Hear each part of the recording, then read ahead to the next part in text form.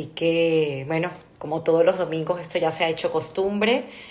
La verdad que me tuve que preparar muchísimo para esta historia que contar porque está llena de valores, de principios y creo que va a ser fascinante, no solamente para los que conocemos a Alex, sino para los que no lo conocen.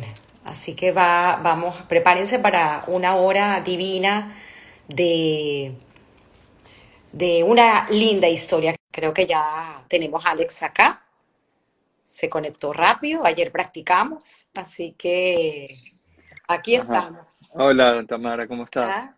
Hola, hola, ¿Qué? aquí ¿Cómo tienes estás? ya a tus amigos y que te Ajá. conocen entrando para escuchar esta linda historia que nos tienes hoy.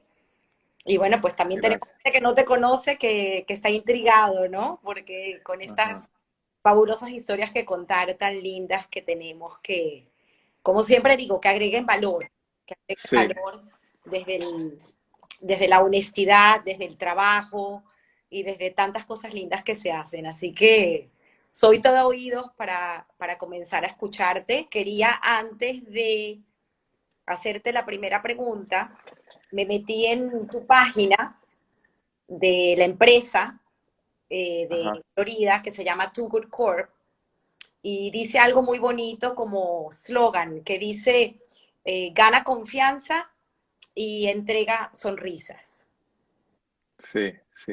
Muy, muy bello y bueno, quiero entender un poco de dónde viene Alex y de dónde viene toda tu historia, comenzando por tus padres y tus abuelos. Entonces, comencemos por los gustos Ajá. de tu abuelo. A ver, bueno, gracias primero, Tamara, muchas gracias por la invitación.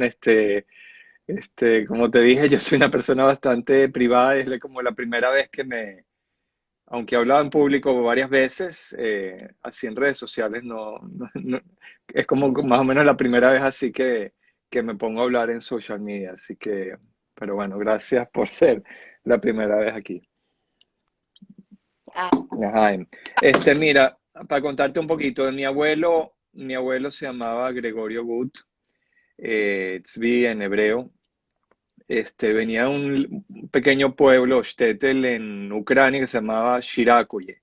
También había una aldea pequeña al lado que se llamaba Colonia Inguletsa. En los años, eran 7 hermanos. En los años por ahí 30 y pico, ya después de todos los pogroms y todos los problemas que vienen en Europa y se asomaba, digamos, la Segunda Guerra Mundial, el antisemitismo, decide emigrar fuera de Europa, ¿no? De esa área y pasó por Alemania y allá conoció a su esposa, que era también su cuñada, porque al final terminaron dos hermanos con dos wow. hermanas casados.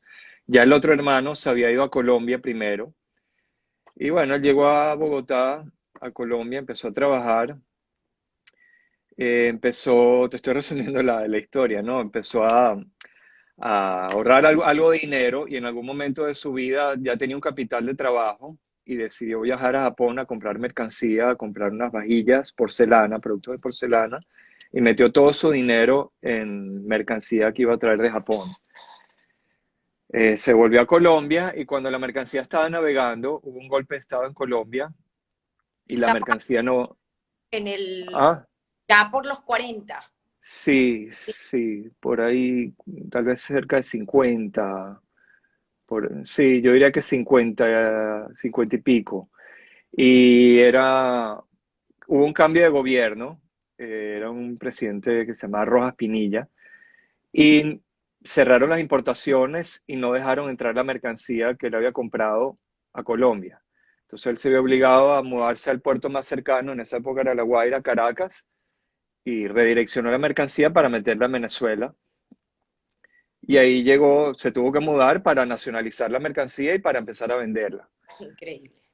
Y bueno, así fue que después invitó a sus hijos, a mi tío, el señor Álvaro, y después a mi papá. Todavía tengo la carta escrita a mano en donde mi abuelo invita por correo a mi papá para que se venga a Venezuela, que era un país prometedor. Mi papá estaba recién casado, vivía en Cali, Colombia, ya se había casado.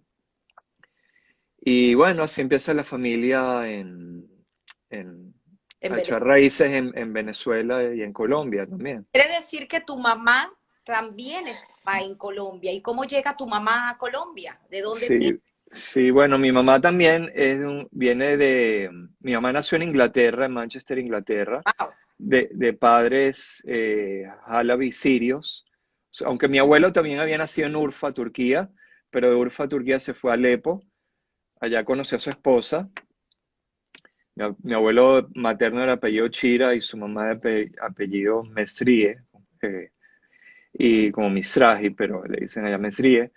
Y bueno, fueron de Alepo a Manchester, que era una capital, digamos, de industria textil, y mi abuelo se dedicaba al textil. Y bueno, ya habían problemas en Siria con los judíos, ya estaban empezando los judíos a salir también de Siria. Y bueno, llegaron a Inglaterra, de Inglaterra, creo que hubo una boda de un familiar, algo así, viajaron a Barranquilla, Colombia, y también le empezó como a exportar. Y así la familia se empezó que se quedó en Barranquilla, Colombia. Y bueno, así creció mi mamá. Mi mamá es la más, gracias a Dios, es la más chiquita de 7 hermanos. 7 hermanos. Y los 7 Sí, eh, ah, ya han nacido afuera y llegan a Colombia los 7. sí, llegaron a Colombia los 7. En Cuando mi mamá se mudó de Inglaterra como con 2 añitos. Al poco tiempo, en un viaje de mi abuelo de Colombia a Inglaterra de negocios, le dio una pulmonía en el barco y murió al poco tiempo de llegar de vuelta a Inglaterra. Está enterrado en Manchester. Este, y bueno, la mamá de mi mamá quedó viuda. Bueno, así siguió la familia. Mi mamá siempre aprendió mucho de su mamá de cocina, era una ama de casa totalmente dedicada a sus hijos, a la familia. Hay historias muy bonitas allá, la vi en Barranquilla. Y bueno, cuando mi mamá tenía también como 16 años, la mamá se enfermó, eh, y bueno, la tuvieron que llevar a Nueva York para un mejor tratamiento y bueno, lastimosamente no sobrevivió y se murió en Nueva York. Y bueno, mi mamá, digamos, le tocó coger responsabilidad también de la casa, qué sé yo, y bueno, siempre fue muy, muy trabajadora, muy dedicada. Y así, eh, ella también queda, hay otra muerte cercana de tu madre que le toca sí, sí, al poco tiempo el hermano mayor se había casado y su esposa se murió joven, la esposa del hermano mayor, y mi mamá le tocó, digamos, que criar a los hijos a sus sobrinos, a 3 de sus sobrinos. De alguna manera actuó como madre y bueno, siempre fue, es lo que te dije, muy trabajadora, muy dedicada, muy, muy correcto.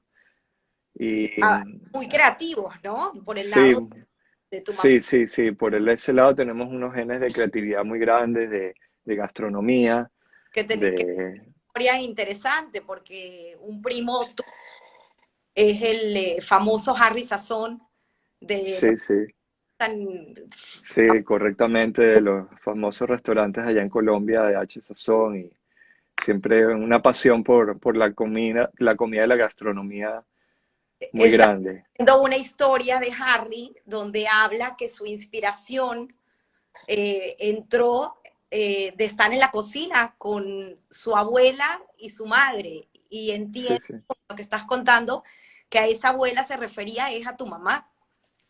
Sí, pienso, sí, sí, ciertamente, y todos esos platos sirios, bueno, yo crecimos con todos los kibbeh y las magin y knafe y rellenos, mashi, jamón, todas esas comidas formaron parte de nuestra cultura, las burrecas, las caques, las rosquitas, toda esa comida de Medio Oriente y Siria era parte de nuestra vida familiar. Y además los Gut también tienen una gran historia en Colombia porque tengo entendido que son fundadores, que fue un tío abuelo tuyo, fundador de una empresa que pudiésemos llamar al estilo polar en Venezuela, que es Grasco.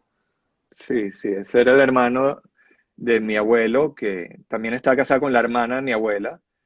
y fue uno de los primeros emigrantes judíos a Colombia y empezó esa industria y gracias a Dios se volvió muy, muy exitoso.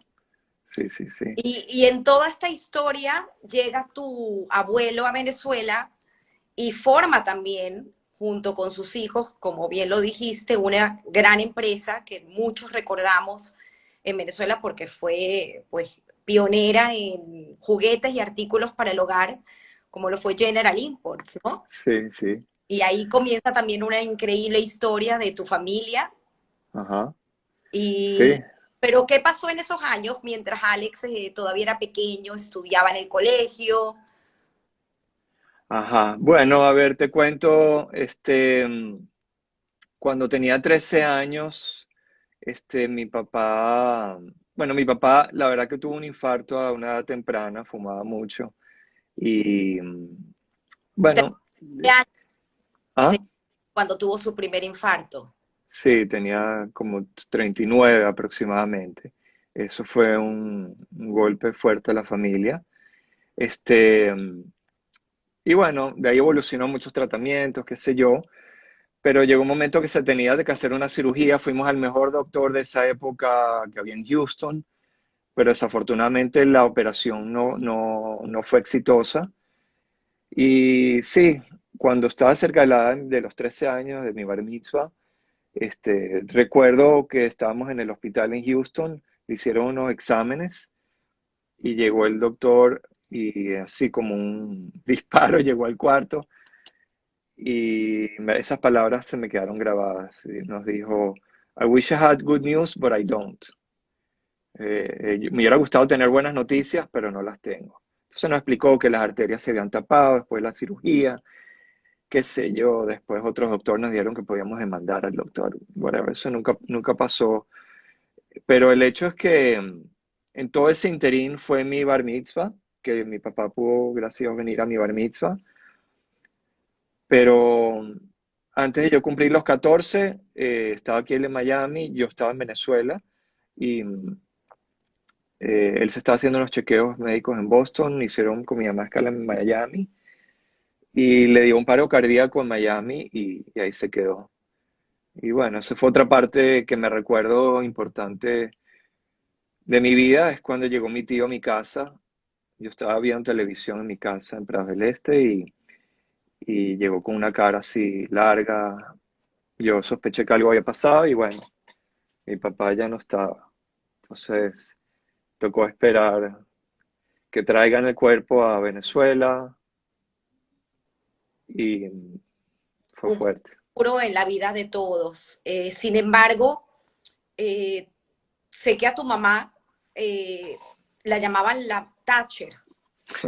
Cuenta por qué, porque también fue una Sí, decisión muy difícil sí, de tomar en un momento. este, ajá. Sí, bueno, mi mamá tenía esa herencia british, ¿no? Entonces, sabes que Margaret Thatcher era british, una mujer muy correcta, muy de decisiones muy claras y muy asertiva. Y bueno, en el trabajo, mi mamá, a los 30 días de haber enviudado, se levantó de Shiva y se fue y se sentó, digamos, en el puesto de mi papá, que mi papá, digamos, llevaba una parte más administrativa dentro de la empresa. También había fundado otra fábrica que se llamaba Sindores. Mi tío era más la parte comercial, digamos, viajaba más a Japón, después a Taiwán, después a Hong Kong. Y bueno, desde eso, mi mamá siempre empezó a trabajar y se empezó a involucrar en el negocio. Y Yo empecé a querer, tu mamá en realidad no tenía una carrera, tenía una carrera de la vida, porque le sí, tocó sí, ya sí, una carrera de la vida que son las mejores. las Una, mejores. una carrera de resiliencia y de luchar y de crecer. Tengo, gracias a dos hermanas, mi hermana Patricia y mi hermana Susi, que las quiero mucho. Y bueno, en ese interín ellas eran una 8 años mayor que yo, otra como 5 y pico mayor que yo. Yo era el chiquito varón consentido. Ellas ya están en época de novios, qué sé yo. Y bueno, después mi hermana mayor se casó justo poquito antes que muera mi papá y después la segunda un poquito después casó, que se casó de que murió mi papá. Y bueno, yo me quedé en la casa con mi mamá. Siempre fue muy, muy filósofo, muy pensador, muy... Y así fui creciendo. Y bueno, al poco tiempo, cuando ya estaba entrando a la universidad, empecé a estudiar administración de empresas en la metropolitana y empecé en una fase, digamos, de filosofía. Cuando empecé a estudiar, quería hacer plata y todo era mi foco hacer dinero, dinero, dinero. Pero después empecé como a pensar en la desigualdad social y en lo banal que era el dinero y empecé como a volverme un poquito como comunistoide y socialista y empecé a leer libros de comunismo, de socialismo y me volví como muy pensador y bueno, tenía como un despecho amoroso y estaba en esa época, no sé si alguna vez viste una película que se llama The Graduate, también una película que se llama El Graduado, una película muy vieja, de alguien que se gradúa y está como que no sabe qué es lo que es importante en la vida. Todo el mundo lo está felicitando de su graduación, pero está buscando meaning. Yo estaba buscando un significado. Y en un momento así de down y estaba como pensativo y qué sé yo, buscando, yo dije, yo necesito a Dios.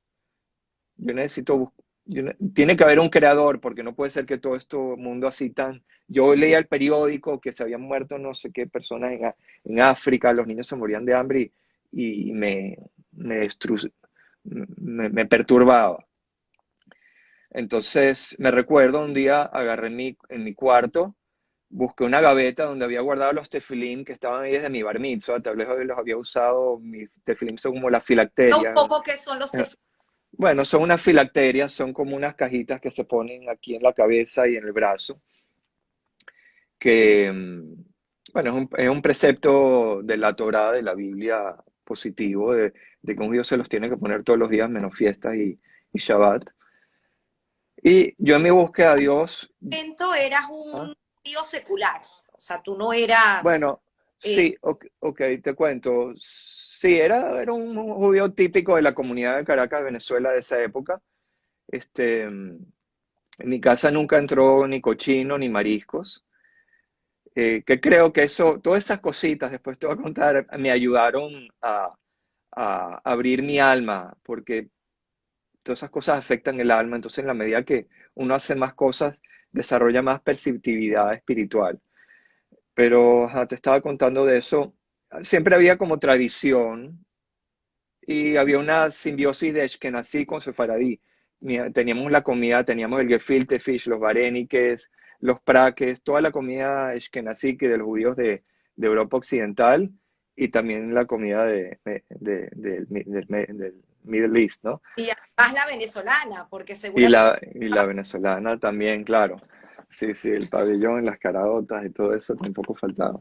Este, ajá, era entonces, ajá, de, entonces te de está, quiebre, de búsqueda. ajá. Entonces saqué de una gaveta de mi cuarto los tefilín, esas filacterias, y me los empecé a poner. Desde ese día que me los saqué como a los 20, 21 años de la gaveta, creo que no he fallado ni un día desde que me los puse. Yo siempre traté, en lo más posible, a veces he tenido fallitas, de las cositas chiquitas que empezaba a adquirir, de no abandonarlas, Qué bonito. en lo posible. Hay cosas que sí me tocó, bueno, bueno, que no pude continuar detallitos, después podemos hablar de eso. Pero siempre traté en lo posible de ser así. Tienes, tienes varias historias con los tefilim.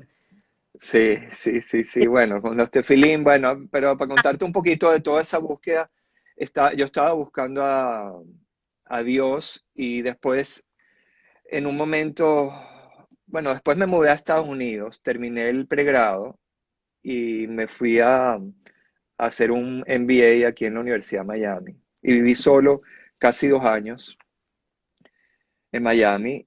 Y ese amor por el judaísmo cada vez se desarrollaba más, se desarrollaba más. Me gustaba leer historia, me compraba libros de historia y de judaísmo. Este, y llegó un momento que dije, oye, pero yo me estoy acercando más al judaísmo y tal vez la verdad no está aquí. O sea, yo porque nací judío no significa que Dios está dentro del judaísmo, debería tal vez buscar en otras partes. Entonces, en ese momento, aquí en Estados Unidos, me fui, me recuerdo, a Barnes Noble, a la librería, y me compré un libro que se llamaba Religions of the World, Las religiones. las religiones del mundo. Y entonces lo empecé a leer, pero yo estaba claro de que la idolatría no era algo que yo simpatizaba. O sea, yo no podía servirle a un ídolo, ni una estatua, ni a una figura así, eh, eh, digamos, humana, qué sé yo. Y entonces empecé a buscar en el libro Religiones, Religiones, y cuando empecé a quitar idolatría, me fui quedando con poquitas páginas del libro. O sea, porque todo eran religiones indígenas y budismo, estaba el Buda, estaban cantidades de religiones hasta chiquiticas que casi nadie conoce, pero todas tenían como una estatua, una cosa así, y eso le repelía. Al fin de muchas cosas me quedé con cristianismo, islam y judaísmo. Y yo sí, cada vez tenía más magnetismo por el judaísmo. Y también en el cristianismo, o sea, el tema de las vírgenes y arrodillarse así a una estatua, esas partes no me cuadraban. También en toda esa filosofía, no te conté, también en todo ese interín de búsqueda y de ideas socialistas comunistoides, quise hacer la tesis de grado de mi universidad en la metropolitana y estaba tan asqueado de como yo decía que yo estoy estudiando administración para hacer dinero, dinero, y acá eso es más importante. Entonces, quise hacer mi tesis en una organización sin fines de lucro. Después de mucho buscar, caí con el papá de tu entrevistado de la semana pasada, con el doctor Rubén Merenfeld, y, y me acerqué, me fui a la Sociedad Anticancerosa y le dije, mire, doctor, yo quiero hacer algo que tenga algún tipo de aporte social, qué sé yo.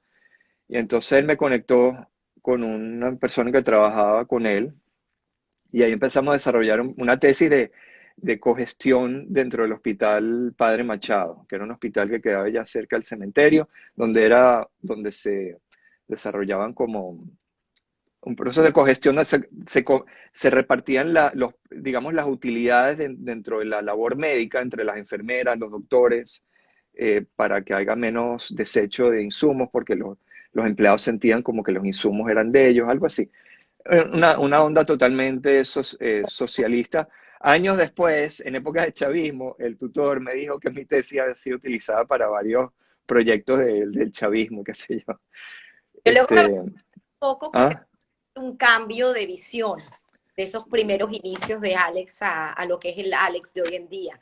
Pero es muy Sí, tu búsqueda. Entonces, sí. regresa a Venezuela Ajá. Bueno, y sí, regreso a Venezuela. No te dije, me volví vegetariano en Estados Unidos como por casi un año porque escuché cómo maltrataban a los corderos, al vil, a la ternera, que los tienen como cada uno al lado del otro para que no se muevan, no en el músculo y para que la carne sea más blanca. Y entonces me volví vegetariano, hasta que alguien me dijo, ¿pero tú para qué te vuelves vegetariano? Si cuando matan un animal kasher, lo cortan con un cuchillo sumamente afilado y dicen una bendición, agradeces a Dios y el sufrimiento del animal es mínimo. Entonces eso me dio lo sentido a mí. Esa no es el porqué del kashrut. Yo después pero, aprendí, a mí en ese momento me hizo lógico, pero eso no es el porqué de comer kasher. Pero yo empecé a comer carne kasher a partir de eso. Entonces, tefilín, estudiar Torah, eh, el comer carne kasher, todas esas cosas, y empecé a manejar la sinagoga, una sinagoga conservadora aquí en Miami, empezaron a nutrirme el alma, ¿no? Y empecé cada vez a gravitar más y dejar mi consideración del Islam al judaísmo cada vez más. Después me mudé a Venezuela y mi mamá se había mudado de Prajo del Este a Los Palos Grandes en un edificio justo detrás de donde Jabad Lubavitch había comprado una casa en Altamira. Todavía no había casi, había solo un minyan el sábado y un el mini viernes en la noche. eso, la cantidad de personas que tienen que reunirse para que puedas existir. Sí, sí, tienen que haber 10 judíos, correcto. Y entonces yo trabajaba en el negocio, en las tiendas de General Import, todo ese interín a nivel comercial, este, el negocio del centro era un negocio por vitrinas, había que hacer un pedido. Ah, ya para ese entonces estaba desligándose un poco más de la empresa y entrando, No, tu no, no, mamá seguía no, el... no, desligándose en realidad mi mamá no se desligó prácticamente hasta que se mudó a Estados Unidos. O sea, mi mamá siempre estuvo, como dicen, al pie del cañón todo el tiempo, en la parte administrativa de tesorería. Yo cuando llegué me metí más, digamos, en la parte comercial, empecé a viajar a las ferias, empecé a viajar, hice muchos viajes a Nueva York, a China, a Hong Kong, hasta a veces iba hasta 2 veces al año a China. Y tengo cantidad de historias yendo a... Pero Parte de mi nutrición espiritual también fue pasar Shabbats en Cantón, en, en Yiwu, en Hong Kong, en Shenzhen, en cantidad de ciudades dentro de China con comerciantes de todas partes del mundo. Y empecé, bueno, no te puedo contar toda mi vida en una hora, pero ahí estoy tratando. Pero volviéndote a lo que estábamos en Venezuela, bueno, en la parte comercial ahí tumbamos las vitrinas del negocio, porque antes se hacía un pedito por la vitrina y te lo sacaban del depósito.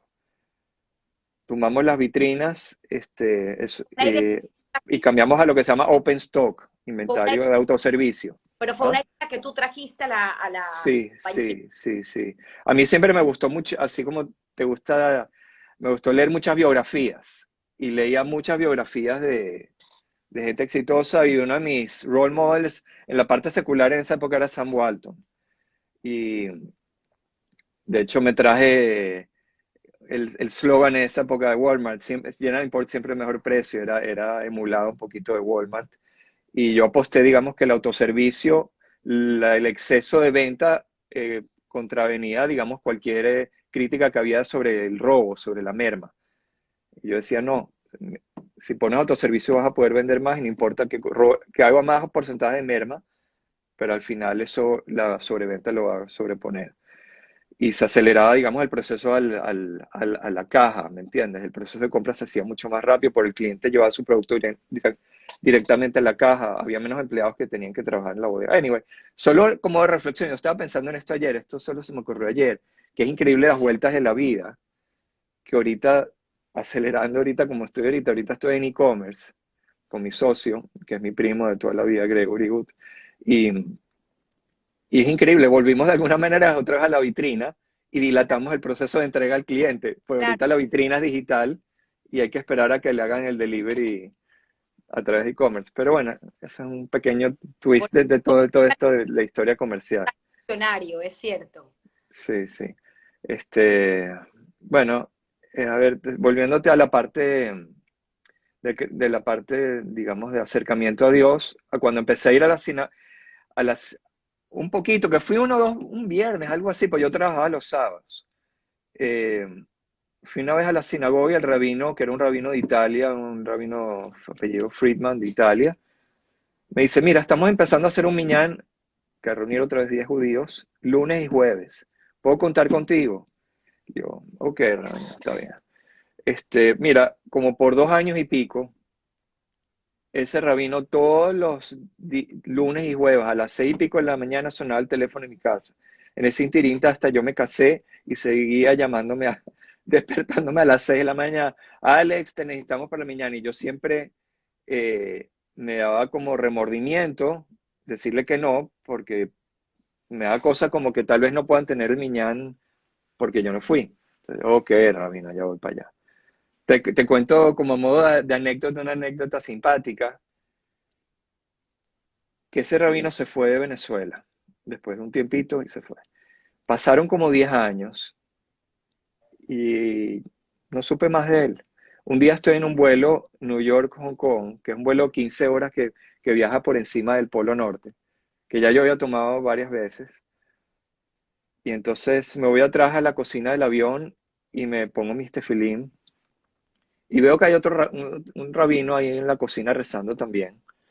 Y por el talit reconocí que era un Lubavitcher, porque los Lubavitchers son un talit muy típico.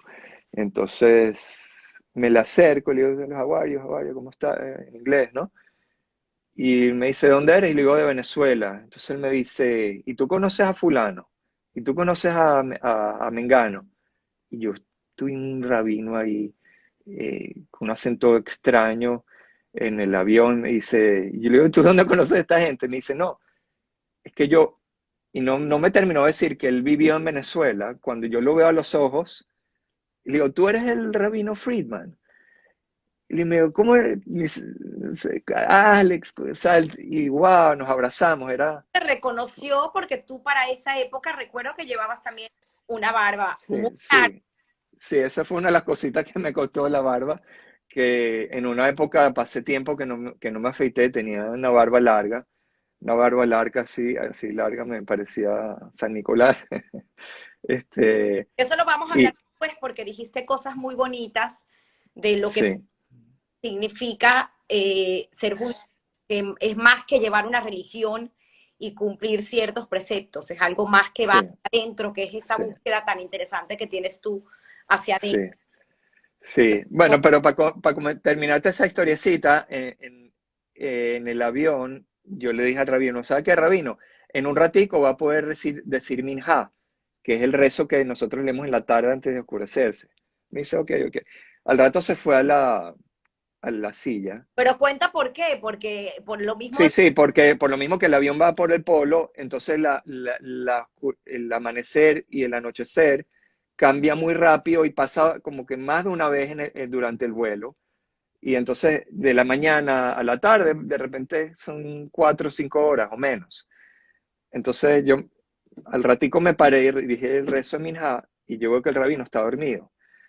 Entonces yo voy y lo sacudo y el rabino, si no se para, se va a perder Minha. Ok, ok. Entonces se paró, rezó. Y cuando llegamos al aeropuerto, entonces me dice, tú viste, yo te desperté por 2 años para el resto de la mañana. Si tú no me despiertas ahorita, me hubiera perdido el primer minja de mi vida en muchos años. Entonces, bueno, anécdotas así tengo, tengo tantas de mi crecimiento, de cómo conocí a mi esposa. eh, eh, Fue una salida de amigos así, que ella salió con otro amigo y ahí nos conocimos. Ella como que comía la misma comida que hacía mi mamá y eso me llamó la atención y así la pero vida dio vueltas y... sino hasta ¿ah? 2 años, no la llamaste, sino hasta 2 años después. Sí, sí, sí, porque ella era una niña de 17 años y Sandra, era como una niña para casarse y yo, no sé, me daba como miedo enseriarme, enseriarme en ese momento. Pero, pero siempre quedé como así como pensando en ella y la vi algunas veces, pero de casualidad en hebraica. Así le dije, te voy a llamar, te voy a llamar. Me tardó un tiempo en la llamada, pero después que la llamé, ahí gracias a Dios continuamos. Ella también es de origen sirio como mi mamá y de alguna manera tiene mucho esa cultura que yo heredé de mi mamá. O sea que a veces la gente tiene el complejo de Edipo, que busca a alguien como con similitudes ha a sido su una mamá. mujer que te ha acompañado sin lugar a dudas en esta búsqueda y en este crecimiento que has tenido. Pero Sí, sí.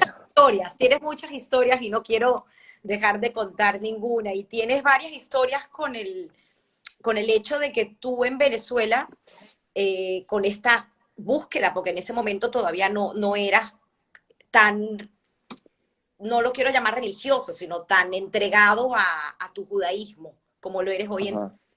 Y Sí. esta búsqueda tienes varias historias con la puesta de los tefilín, porque tú ibas y siempre que venía un judío a tu oficina, tú intentabas pues pedirle y decirle que se ponga los tefilín. Tienes dos Sí, historias interesantes. sí, a ver. Bueno, antes de eso, antes de entrar, te quiero hacer un breve corte para contarte un poquito. Cuando yo, en la búsqueda, antes de entrar en lo de los tefilín, yo, cuando llegó un momento que yo dije, sabes que la Torah es lo mío y esto es la verdad. Empecé a ir a la sinagoga de Lubavitch en Altamira y empecé a estudiar Hasidut. Pero también fui, por ejemplo, a un seminario, un Shabbatón del doctor Betesh, que me mostraron, digamos, que cómo la Torah era verdad Que y para la los que ciencia. no saben, son guías espirituales dentro del judaísmo, ¿no? Sí, sí, diferentes caminos. Hay Se me abrieron, así como antes se me abrió varios caminos de religión, ahorita se me abrieron varios caminos dentro del judaísmo.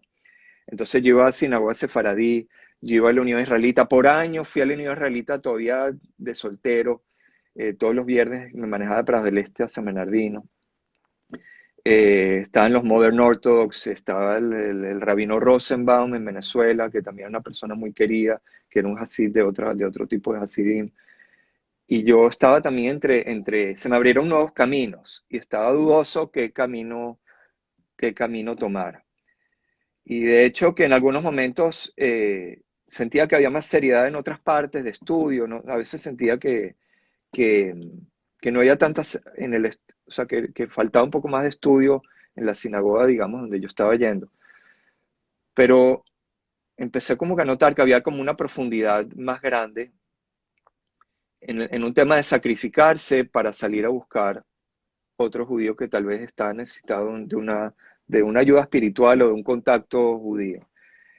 Y en una de esas, muchachos de la yeshiva que venían a mi oficina, en un viaje a Nueva York, me invitó a la tumba del Rebbe y pasé un Shabbat en Crown Heights en 770, que es como el headquarters de Chabad. ¿Qué puedes explicar un poco por qué es tan importante esa tumba del Rebe en Nueva York? Ok, O digamos que el Rebbe, explicar un poco para los que... para ¿Ah? quien no conoce. Sí, bueno, dentro del mundo hasídico, el rol de un Rebbe es algo intrínseco dentro del servicio a Dios, digamos, como de tener un líder que lleva es como un Moshe que lleva su rebaño, ¿no? Y bueno, la vida del Rebbe es fantástica, o sea, fue un líder que se dedicó a tocar la vida de cada judío en cualquier parte del mundo.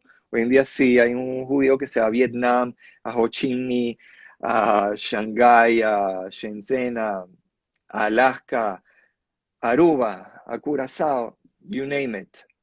Ahí el Rebbe ha mandado un emisario de él para traerle un contacto judío y despertarle esa llama judía. Entonces, cuando uno va a 770, que es donde él vivió, digamos, los años de su liderazgo, no sé, hay una energía ahí que impregna, y ahí es donde se forman todos los emisarios, los shluchim, y se respira un aire, y bueno, en la medida que yo estudié más Hasidut, y Hasidut Chabad, porque después que me enamoré de Hasidut, yo empecé a estudiar Hasidut de Breslov, de Satmer, de Bobov, de Ger, de Belz, de Sadegura, o sea, miles de dinastías hasídicas. Y me compré otro libro de Hasidic, de tendencias hasídicas de diferentes Hasidut. Y todos me gustaban, pero cada uno tenía otro sabor. Al final del cuentas, yo hice como clic, como que ir a la tumba del Rebbe, el Rebbe también, ir a donde el Rebbe es de alguna manera, es como lo que se llama en hebreo, se llama un yehidut. Es como que es una experiencia espiritual donde el alma tuya, como que el Rebbe se conecta, es un tzadik de nuestra generación. De hecho, quiero a rezar a la tumba. Yo al principio tenía conflicto cuando me dijeron, vamos te invito a ir a la tumba del Rebbe. Yo, no, que yo no lo voy a, yo no voy yo le rezo a Dios, yo no le rezo a ninguna persona. Dice, no, pero, o sea, hay toda una profundidad. En la Torah, los únicos espías, y ves la historia de los espías, que no pecaron cuando llegaron hablando de la tierra de Israel, fueron Caleb y Jefuné, que fueron a la tumba de Abraham, Isaac y Jacob, que todavía está ahí en Hebrón. O sea, ir a pedir a tzadikim que intercedan por nosotros en este mundo es algo totalmente de nuestra tradición. De hecho, que también se acostumbra a ir antes de Rosh Hashanah y Kippur a la tumba de nuestros padres, ¿no? Es algo, una costumbre judía. Anyway, ahí yo hice un clic y ahí empezó una pasión gigantesca por Hasidut. Bueno, me pediste la historia del Tefilim. Sí, Tefilim le puse a cantidad de personas en diferentes partes del mundo, cantidad de historia. Una vez hubo un impasse en General Import y íbamos a abrir una tienda en la Trinidad, y el alcalde se molestó con algo que había pasado y, y no nos dejó aperturar la tienda. De General Import era diciembre, fue traumático por no poder aperturar una tienda que estaba lista con televisión, marketing, radio, mercancía. Y no pudimos abrirla por un tema ilegal, whatever. Y entonces y la relación con el alcalde estaba friccionada. Pero yo sabía que ese alcalde, aunque no practicaba su judaísmo, yo sabía que él venía de un vientre judío, que su mamá era judía. Y yo le escribí una carta y dije, yo no quiero, digamos, tener una mala relación y que mi familia tenga una mala relación con él. Entonces le escribí una carta y le pedí una cita. Y entonces, después de varios meses, me dio la cita. Yo me preparé para mi cita como un soldado del Rebbe. Un soldado del Rebbe trata de tener sus tefilim o algún contacto judío. Entonces me llevé mis tefilim, me llevé una caja de matzá shmurá, que era una matzá hecha a mano. Era antes de Pesach. Y tuve la reunión y me senté en una mesa larga con él y sus como tres personas, como dos abogadas y una figura importante de la alcaldía. Y entonces me empezó a dar todos los argumentos legales, por qué no puede salir el permiso del local, de la tienda. Y mira, sabes que eso ya pasó, yo no vine a eso, yo no vine aquí a hacer las paces contigo, a tener una buena relación, te pido disculpas por cualquier cosa mala, nosotros lo que queremos es tener una buena relación y, y olvídate de lo que pasó. Y entonces le saqué a simpatizar con él y le dije, mira, ¿tú alguna vez hiciste bar mitzvah? Me dice, no, no me recuerdo. Le dije, digo, creo que tal vez alguna vez fui a San Bernardino a un bar mitzvah, que es cuando se ponen los tefilín. Le digo, ¿tú los pusiste alguna vez? Me dijo, no. Le digo, ¿sabes qué? Si quieres podemos hacer tu bar mitzvah que iría ahorita mismo Wow. y te invito a poner los tefilín. Entonces él se me queda viendo y mira todo el staff que tenía en la mesa. Dice, ustedes no van a hacer bar mitzvah, ¿verdad? Y yo, no, no, no, no. Nos daban unos minutos. Entonces salieron y yo le invité a ponerse tefilim, a que diga nuestro rezo, Shema Israel, escucha Israel, Dios es uno, Dios es nuestro. Y fue un momento bien especial. Y mira, cuando no le da un contacto judío a una persona judía, un judío no se puede desprender de su judaísmo, no importa lo que se crea que haga, se vuelva. Para que te tomes una idea de la diversidad, cosa que yo he visto a judíos vestidos de Hare Krishna en sinagogas en Hong Kong, ¿me entiendes? O sea, ese es el tipo de diversidad que yo he visto, o sea, eh, y he tenido conversaciones con ellos. Así con la bata anaranjada, eso. Anyway, pero ¿por qué te estoy contando? Bueno, de ahí, de esa reunión, después invité al rabino Shubi Rosenblum de Caracas, que de hecho los rabinos de Caracas, el rabino Perman, Slavin, Shubi, toda su familia, y los Shluchim de todas partes del mundo, cada uno me dio un contacto y un refuerzo. Y todos ellos son soldados del rey, al fin de cuentas el rey el que los mandó. Bueno, anyway, de ahí salió que después traje el rabino Shubi y después se prendió la menorá de Hanukkah en las Mercedes, en la Plaza de las Mercedes, que hasta el día de hoy creo que todavía se prende. Y todo el punto de la Hanukkah es traer un poquito de luz, porque un poquito de luz, si tú tienes un cuarto negro y le prendes un fosforito, ese fosforito vence mucha oscuridad. La luz es más fuerte que la oscuridad.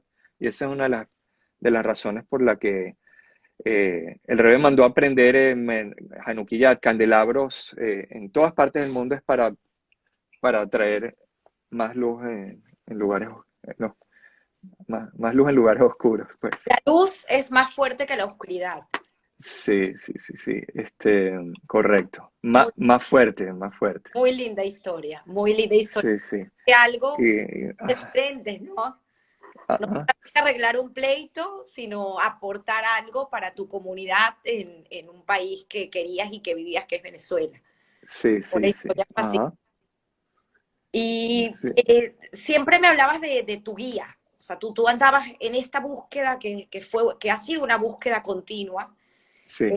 Me hablaste siempre de que tú buscabas tu guía, tu líder, tu camino, y lo encontraste. Sí, sí, Baruch Hashem, gracias a Dios conseguí mi camino. Me enamoré de Hasidut Chabad. Déjame contarte así breve, en cortico. La verdad que en una hora no me puede contar tantas cosas. No, no, tenemos tiempo. Pero ¿qué significa? ¿Qué es Hasidut? Tú no puedes ver Hasidut. Bueno, ¿y qué es eso? ¿Y quieres que te diga una vez? Eso me ha tardado años. Explica qué significa Hasidut en español. Sí, te voy a dar varias definiciones corticas y al final ninguna va a poder completar lo que es. Wow. Pero el Hasidut empieza hace 300 años con un rebbe que se llamaba el Baal Shem Tov, el cual yo tengo una conexión también fuertísima. O sea, hay varios líderes dentro del mundo judío con los cuales uno es el Baal Shem Tov, se llamaba Rabbi Israel Baal Shem Tov. Y él hizo una revolución en el buen sentido de la palabra. En esa época el judaísmo estaba muy adormecido, muy traumatizado con pogroms y sufrimiento, falsos mesías. Y había una división entre los talmides Jajamim, los estudiosos de la Torá, y los campesinos, la gente sencilla, que era gente también que servía a Dios de una manera muy sencilla. Pero había como una diferencia, era como la élite y el pueblo, y había una gran división. El Baal Shem Tov empezó como a levantarle el ánimo al judío simple y empezó como que a admirar que los rezos tenían historiecitas, bueno, después te cuento esa historiecita, pero cuando alguien está desmayado, la manera de despertarlo es llamarlo a su nombre. Tú le soplas el nombre y puedes despertar a alguien cuando está desmayado. Entonces el Baal Shem Tov, que se llama Rabbi Yisrael Baal Shem Tov, él vino a despertar el judaísmo. Entonces vino a traerle alegría en el servicio a Dios. Por eso los hacen más énfasis en la alegría, en bailar, en lejaim. Lejaim no se trata de emborracharse, se trata de tomar un lejaim y brindar por la vida y calentarte en el buen sentido de la palabra para compartir con amigos. Y hay un dicho en hebreo, Nichnas yain yatzasot, entra el vino y sale la verdad. Mm. Entonces, otra cosa que me afectó, que me ayudó mucho en mi proceso, fueron farbrengens, que eran como Hasim se sientan en Fiesta. una mesa. Yo le digo en criollo un bonche hasídico, pero es como sentarse en una mesa y tomar un poquito de lejaim, un poquito de brindar un poquito y compartir entre amigos y asimilar todo lo que estás haciendo. Porque en todo este servicio a Dios a veces las cosas pueden volver muy mecánicas. Y la ley, yo no te puedo explicar ahora todo. Está el Shulchan Aruch, el código de ética, de ley, y la Mishnah, y la Torah, y el Talmud. Y el contenido judío es tan vasto y tan rico que, Bueno, me decía bueno, ayer no, que para terminar, es así. Te conté uno, es despertar. El número dos se trata de Mesirut Nefesh. Mesirut Nefesh significa sacrificio del alma, sacrificar de ti para otro. Y te conté, creo que te voy a contar rapidito, con unas cosas en la convención de emisarios del REBE, que fue una vez en Nueva York, contaron una historiecita de un estudiante de medicina que se quería graduar de medicina, pasó todos los exámenes y le tocaba un último examen oral para graduarse, entonces con el rector de la Universidad de Medicina. Entonces fue donde el rector y el rector le dice, ¿tienes a alguien sangrando en la pierna? ¿Qué vas a hacer? Entonces le dice, bueno, lo primero voy a llamar a 911, 911 para... Dice, no hay teléfonos en 3 millas a la redonda, no tienes a quién llamar. Dice, ¿qué es lo segundo? ¿Qué vas a hacer? Le dice, bueno, voy a ir a la primera farmacia para comprar un anticoagulante para parar el sangramiento. Le dice, no hay farmacias a 3 millas a la redonda. Le dice, se queda pensando, el rector le dice, estás raspado. Vente el próximo mes, pero no te puedo graduar de médico. Dice, pues no, estás raspado. Vuelve en 30 días y el estudiante le reclama, le dice, pero no me diste tiempo, te iba a dar otras alternativas, no me diste casi ni tiempo de hablar. Le dice, mira, lo que pasa es que cuando una persona está sangrando, lo primero que tienes que hacer es quitarte la camisa y aplicarle un torniquete para el sangrado. Le dijo, lo que pasa es que poca gente está dispuesta a quitarse su camisa. Poca gente está dispuesta a quitarse su camisa. ¿Qué significa la camisa? La camisa es tu área de confort más segura. O sea, uno puede dar mucho, pero la camisa de uno es difícil, a la gente le cuesta quitársela. Y entonces eso es lo que el Rebbe trató de inculcar en sus seguidores, de sacrificarse, inclusive sacrificarse de su estudio de Torah, o a veces de su espiritualidad, sin salir de la ley, ¿no? Pero para otros judíos. Y no solo para otros, para cualquier persona del mundo. El Rebbe fue, así como trató de acercar a judíos hacia el judaísmo, trabajó en esparcir las 7 leyes de Noé, que fue entregado a Noé después del diluvio, que son básicamente corto de no cometer idolatría, tener un solo Dios, no robar, no matar, no cometer inmoralidad sexual y no ser cruel con las criaturas. Bueno, Hasidut también te ayuda a afectar en inglés, character traits, la parte interna, para que todo tu servicio no se vuelva como lo externo y mecánico, sino como para que permee en ti. ¿Tienes un minuto para que te Sí, cuente pues, algo así? hablabas de la iscafia ayer, Ajá, la refinación, ok, sí, ok, eso el encaja tema, dentro de esta parte. el tema de Eso encaja dentro. fortalecer la comunicación. Entonces creo que son, Sí, sí, al final son enseñanzas que, es lo que digo, tú porque lo encontraste en este camino, a tu judaísmo, pero son enseñanzas que nos sirven a todos y sobre todo en este mundo tan difícil que nos está tocando, donde los principios y los valores son la base de cualquier cosa que nosotros hagamos, tanto en nuestro hogar como en nuestras empresas, como en nuestro país, el tema de la ética, tan ajá, discutido, ¿no? De estoy obrando bien, estoy obrando mal, ¿qué debo hacer? Entonces, sí, entender sí, un poco esas respuestas, cómo las sí, consigues, sí, bonito. sí, sí, sí. Sí, por ejemplo, eso que te expliqué, de la parte de transformar la parte, hay un concepto que se llama iskafia en Hasidut, que es como restraint, como aguantarte. O sea, por ejemplo, te ponen una comida kasher, el estándar de kasher mejor, es tu comida favorita, y te la ponen enfrente y tienes hambre. ¿Sabes qué? Aguántate ahí.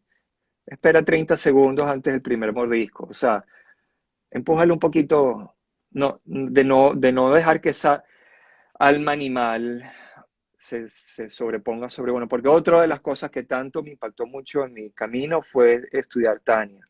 Tania es como la Torá de Hasidut, es, digamos, la parte mística del Hasidut Chabad. Y no te puedo explicar ese libro en 2 minutos, pero básicamente se puede resumir como el camino largo pero corto. Eh, Había una vez una persona que estaba caminando, un niño estaba caminando y quería llegar a una ciudad y se encontró en una bifurcación, pero un adulto estaba caminando, se encontró un niño. Le dijo, ¿cuál es el camino más corto para llegar a la ciudad? Entonces le dijo, mira, aquí a la izquierda este es el camino corto pero largo. Y aquí a la derecha está el largo pero corto. Entonces él se fue por la izquierda. Era corto, llegó un poquito y ya estaba viendo la ciudad, pero apenas quería entrar a la ciudad, habían como fieras feroces, había como un río muy peligroso con culebras. Era muy difícil de llegar a la ciudad, aunque estaba cerquita.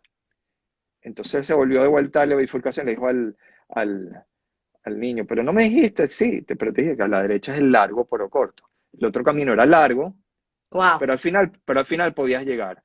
Tania de alguna manera te enseña el camino largo pero corto, o sea, es un camino largo, pero puedes llegar.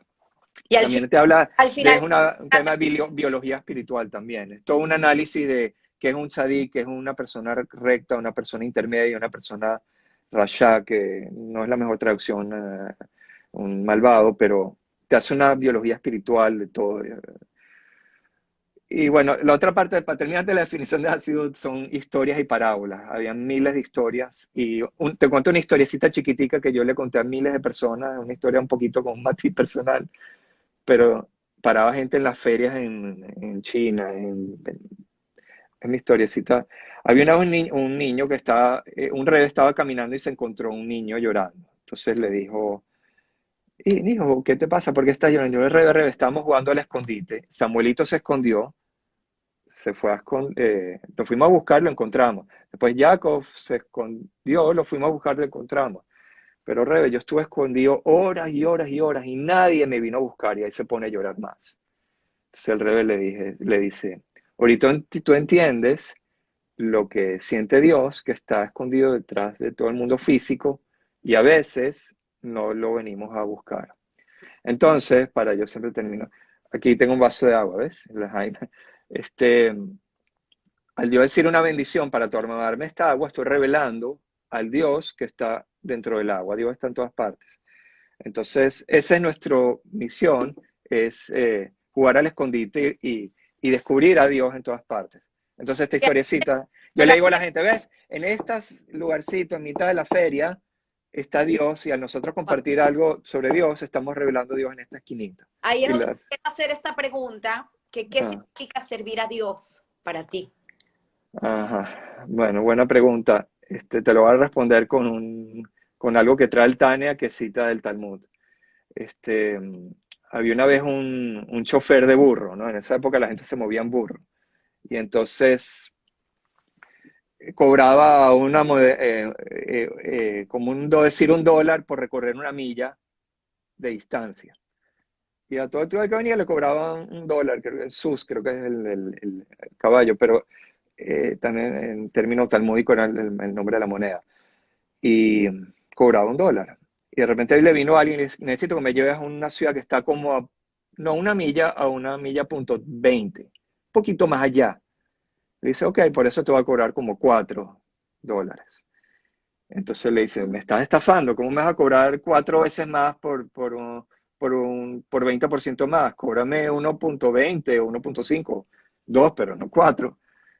Entonces el chofer de burro le dijo, no, no, lo que pasa es que yo hago este camino de una milla todos los días, yo estoy acostumbrado a esto. Tú me estás pidiendo que yo me salga de mi costumbre, de mi comfort zone, de mi área de confort, de mi costumbre. Y eso es lo más caro. Eso es lo que a mí más me cuesta, porque me está pidiendo que me salga de mi rutina. Y entonces el Alter Rebbe, que es el fundador de Chabad, dice que este 20%, eso es lo que se llama Avodat Hashem, servir a Dios. Tratar de verte a ti mismo y decir, ¿sabes qué?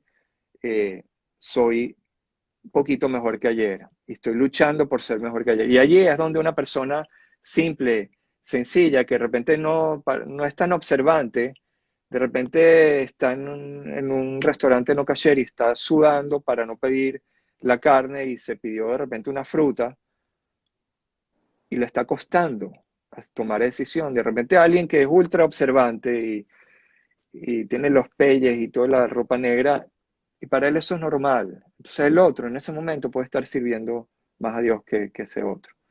Que precisamente habíamos hablado, que tuvimos a Mirna hace 3 semanas, Sí, sí, te lo dije. Por eso, de que la historia de ella, bueno, para los que no vieron esa historia que contar, Mirna es una amiga de nosotros que estudió con nosotros también en el colegio y que se le presentó un momento en su vida donde tuvo que o decidió hacer una donación de su hígado.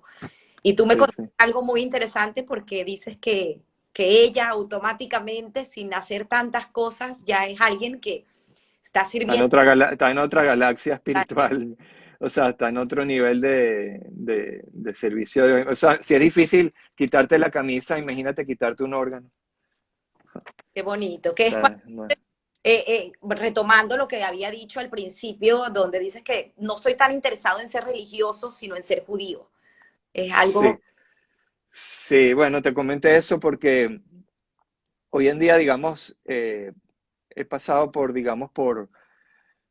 bueno, ha sido todo un camino, crecer con la familia, he pasado por cantidad de colegios, he convivido, cuento una anécdotita para que tú veas el tipo de cosas que yo hacía.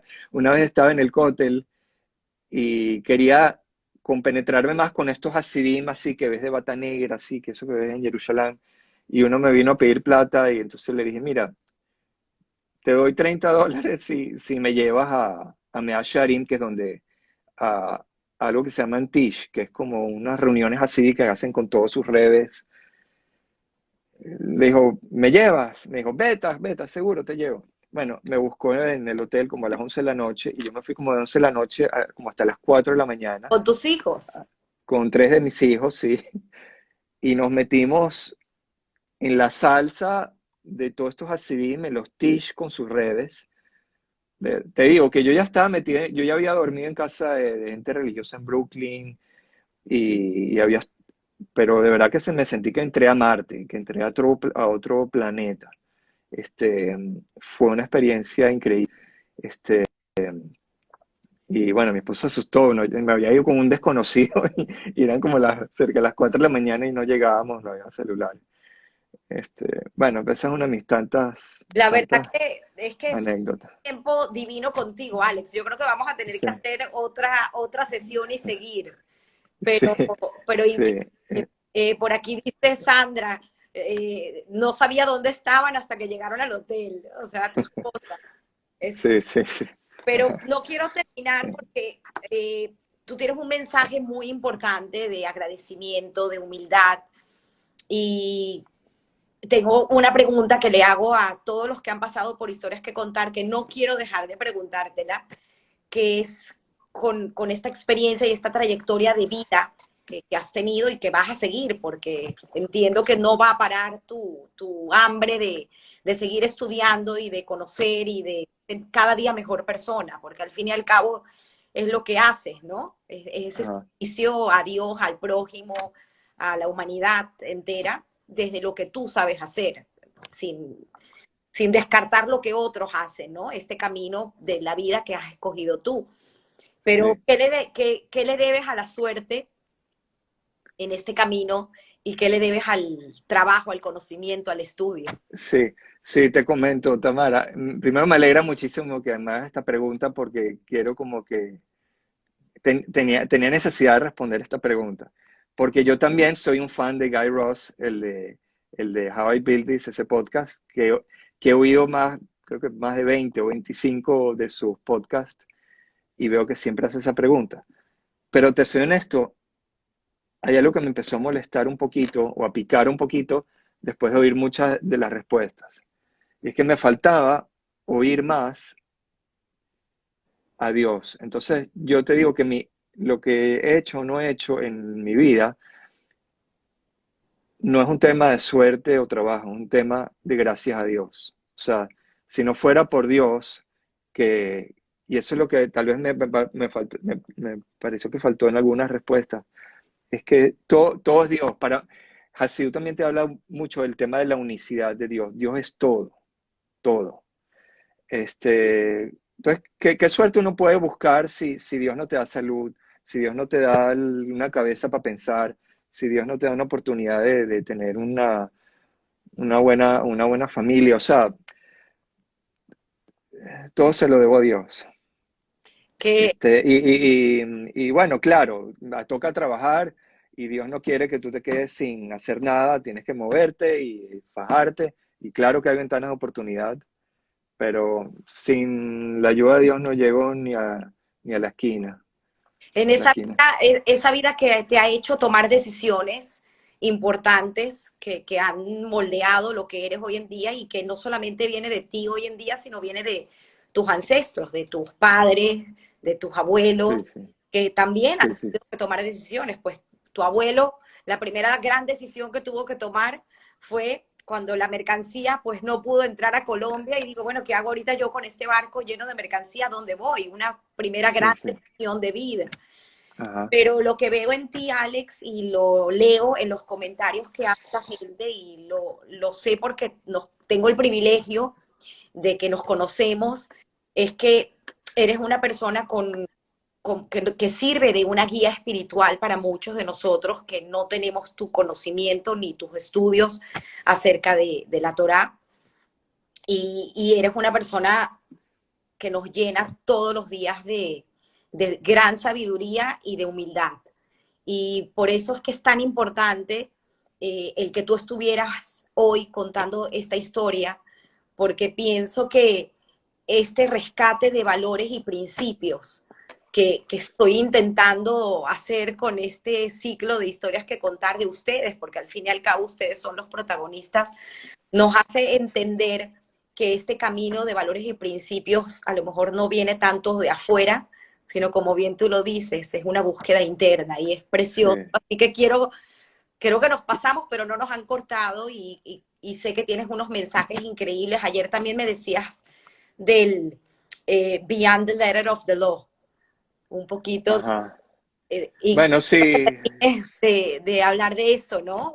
Un sí, sí. poco eh, más allá ah, de sí, ha sido a veces, no, o sea, exigen en muchos aspectos ir un poquito por encima de la ley y, o sea, en el buen sentido, este, para uno mismo, no para el prójimo, para uno mismo. Ahí hay una diferencia bien grande.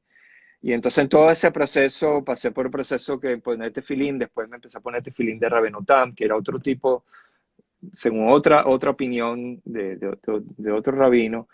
Después vieron estricteza de Jalab Israel, y ya el tzitzit de algodón ya no era, el tzitzit de lana. O sea, esto ha sido un camino no fácil, pero sí de mucha satisfacción. Para mí hoy en día, y que se burlen de uno, o sea, a mí hoy en día, de verdad que cuando se burlan de mí, que me ven con los tzitzit, con la kipá, lo que sea, de verdad que honestamente, me resbala, porque yo tengo tanta claridad y amor por la Torah que yo estoy claro en lo que estoy haciendo. Y porque te estaba contando de eso del... Porque Ah, sí, sí, bueno, porque todos esos caminos, fue un camino difícil, pero hoy en día, Tamara, yo, digamos, llega Shabbat el viernes en la tarde y nos bañamos temprano y nos vestimos más bonito que en la semana y la casa se limpia, se deja impecable por encima de un lunes o jueves.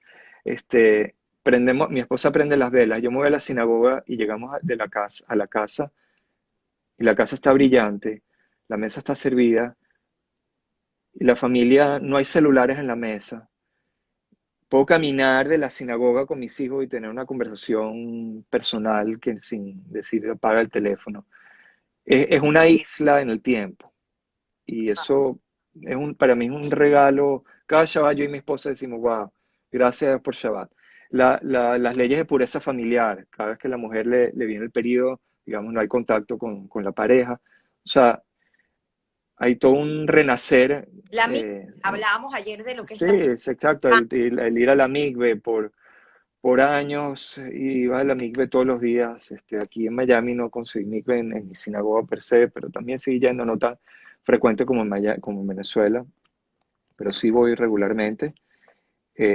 Todas esas cositas van sumando y te van nutriendo el alma.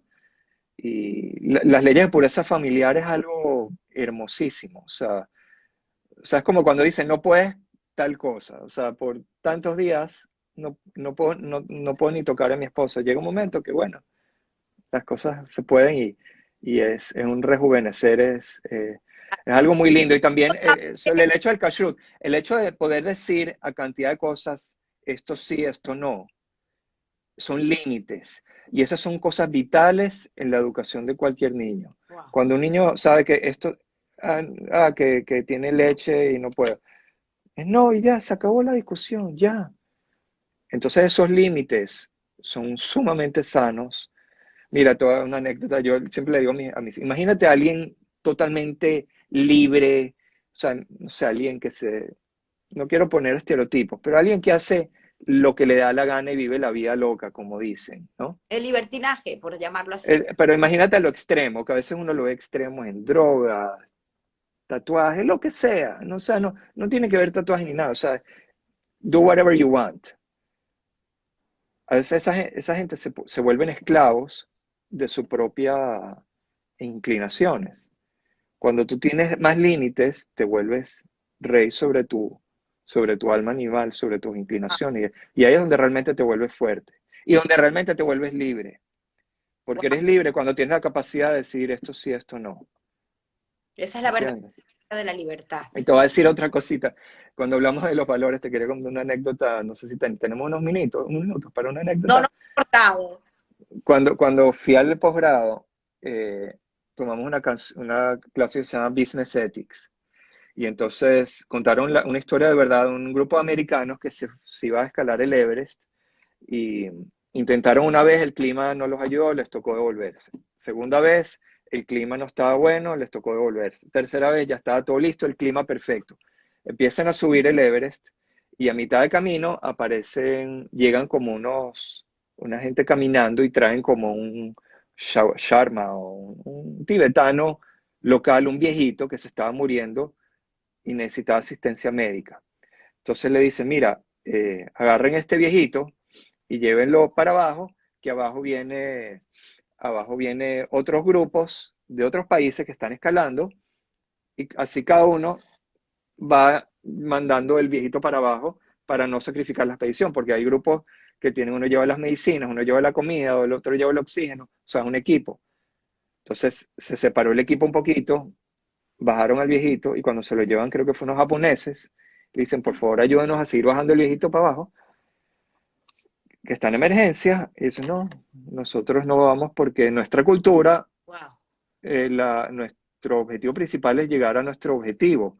Y un viejo no quiere que se sacrifiquen por él, por el objetivo de los jóvenes. Dentro de nuestra cultura, él no va a querer de que nosotros nos abortemos una misión tan importante por la vida de un viejito. Entonces ahí entra un dilema sobre qué significaba el salvar una vida. O sea, y después se dividió el grupo, fue todo un problema y otros grupos de otros países tenían otras maneras de enfrentar cómo manipular al viejito.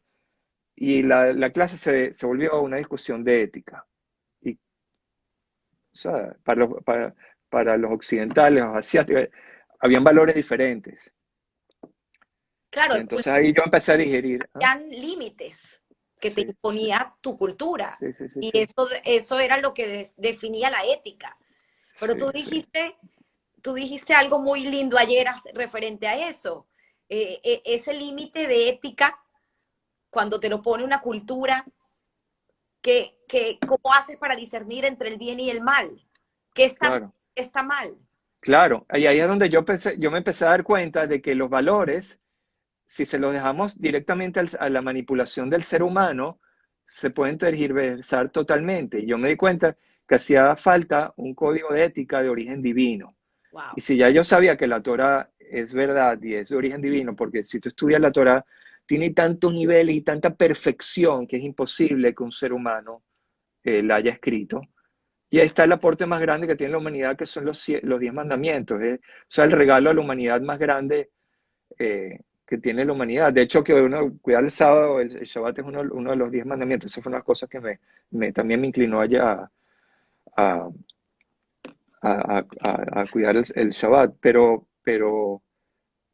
Y los siete principios de Noé. Entonces, yo ahí empecé a atinar de que los valores que yo quiero incorporar a mi vida tienen que ser de origen divino. No, yo pienso, yo creo, y ahí es donde, digamos, empecé, aunque yo todavía tengo como una fibra socialista todavía importante y de ayuda social y responsabilidad social en los negocios, desarrollé también toda una marca que se llama Entiva, Entretenimiento y Valores. Todavía no he tenido el éxito que yo ¿No? quisiera, pero En Tiva son juguetes para niños. sí, son juguetes para niños y era la mezcla de entretenimiento y valores, ¿no? Era una manera de entregar un juguete con un mensaje con valores, respeto, amistad, determinación, amor. Este, pero todo tiene que tener sí, o sea, son valores, tienen que ser valores universales, no pueden ser valores de, Pero dijiste también algo así como la combinación de tu precepto socialista y ah, ajá, del capitalismo ajá, de tu vida. ajá, bueno, sí, que yo tengo algo que escuché una vez que dice que un joven que no es socialista es porque no tiene corazón y un adulto que no es capitalista es que no tiene cerebro. Entonces, con los años no he perdido mis ideales de igualdad social y de ayuda social y también me disturba mucho la- los extremos también, pero siento, bueno, me he vuelto un poco más me he inclinado más a la derecha, digamos, desde el punto de vista político, porque siento bueno, en este caso hablamos de ahorita de Estados Unidos, los founding fathers, los que fundaron este país, incluyeron a Dios de una manera muy directa en la Constitución y todo, y, y creo que sin valores, digamos, y la creencia de Dios y sin hacer referencia a Dios para tener valores, entonces ahí entran muchos problemas. Entonces, ahorita estoy más en el lado derecho. Sí, Es un privilegio y un verdadero honor escucharte. Son 12:15, tenemos hora y 15 conversando. Richie, un compañero de nosotros, dice que hay un milagro en este momento porque no se ha cortado la entrevista y ya pasó más de una hora. Así que quiero leerte varios mensajes que te escribe la gente. Se te quiere, sigue siendo así con el prójimo, te hace más sabio y especial. eh, la- eh, Gracias, bello, gracias. bello. El contenido y la forma de transmitirlo es espectacular. Gracias, Alex, por ofrecernos esta oportunidad. Eh, Más mensajes aquí, todos. Mi socio tiene un alma incomparable. Estoy muy afortunado de compartir con él a diario. ¿Sabes quién te habla, Greg? Eh, Creo que sí, sí, qué bien, qué bien. Sí, sí, eres él es mi increíble, socio, compartimos muchísimo y él me conoce mejor que muchos. una gran Sí, amiga mía dice gracias por aprender a través de tus palabras. Creo ajá, que te digo, Alex, es un privilegio. Vamos a tener bueno, que tener, nosotros en hebreo decimos una palabra para dar este tipo de clases de shiur, como ya conocemos tu ajá. historia, entonces creo que dentro de historias que contar pudiésemos dar un shiur de tu forma de ver la vida. Y vuelvo Sí, sí. que me parece tan importante, sobre todo en los momentos que estamos A viviendo. veces me gustaría empezar tal vez una clase de Tania aquí con los amigos Lo de haremos, la clase, lo haremos, lo haremos. si Dios quiere. Muchísimas gracias nuevamente. Este, Me encantó tu bueno, respuesta acerca de la suerte y del trabajo. Creo que le vamos a sí, escribir una carta a Guy Ross. sí, ok. Está bien. Gracias, Tamara. Gracias por la Un oportunidad. abrazo. Me encantan tus entrevistas y de verdad, aunque te soy honesto, me costó un poquito decirte que sí para la entrevista por el tema de lo privado que a veces Eh, soy, tu tío Lalo, pero, tu tío pero Lalo, bueno, tremendo sobrino que tengo. Te quiero mucho. sí, gracias, gracias. De verdad que gracias a todos y eh, muchas gracias, Tami. Gracias a Dios y gracias a todos Gracias, por gracias. acompañarme. Un abrazo. Bye.